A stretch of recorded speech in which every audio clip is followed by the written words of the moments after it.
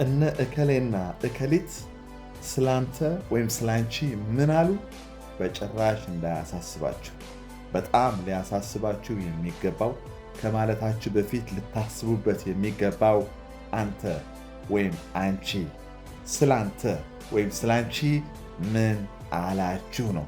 that really matters a lot in your life።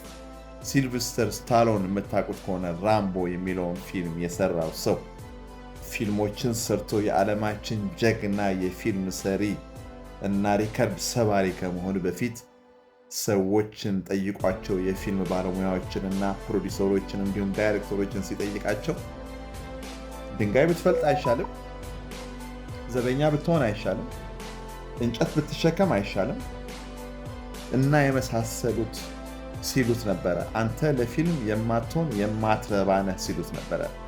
ነገር ግን እሱ ለራሱ ሲል የነበረው ነገር አለ። እኔ ጀግና ነኝ፣ በዓለማችን ላይ ታሪክ ከሰሩ የፊልም ባለሙያዎች መካከል አንዱ እሆናለሁ፣ አይደለም አንዱ ነኝ ሲል ነበረ። እናም ከአንደበቱ አፍልቆ ያወጣውን ንግግር የራሱ ጆሮ ሰምቶታል። እናም ወደ አይምሮ አስገብቶታል።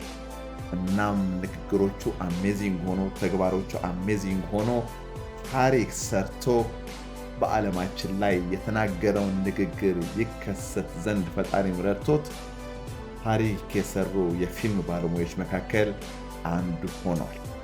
ሰዎች እንዳሉት ቢሆን ኖሮ ድንጋይ መሸከም ወይ ደግሞ ዘበኛ መሆን ወይ ሌሎችም መሆን ነበረበት። ስራዎችን እየናቀው አይደለም። ነገር ግን እሱ መሆን የፈለገውን ነገር ራሱ ዋጋ ከፍሎ መሆን እንደሚቻል ግን ማሳየት ችለዋል።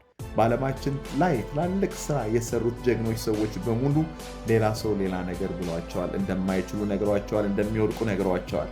ነገር ግን እነሱ ለራሳቸው ያሉት ታላቅ ስለነበረ ያንን ታላቅ ማንነታቸውን አግኝተዋል። ምናልባት ታላቅ ማንነታችሁን ያላገኛችሁ ሰዎች ካላችሁ ያላገኛችሁት ሰዎች ያሏችሁን ስለሰማችሁ ነው። ሰዎችማ ስለእናንተ ብዙ ይላሉ፣ ይናገራሉ፣ እንደማትችሉ ይነግሯቸዋል፣ እንደማትረቡ ይነግሯቸዋል። ግን don't give a shit to them።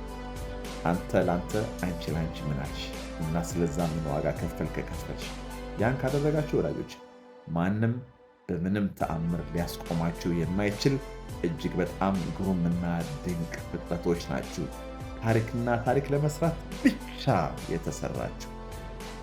እወዳችኋለሁ። see you all as a top. God bless you።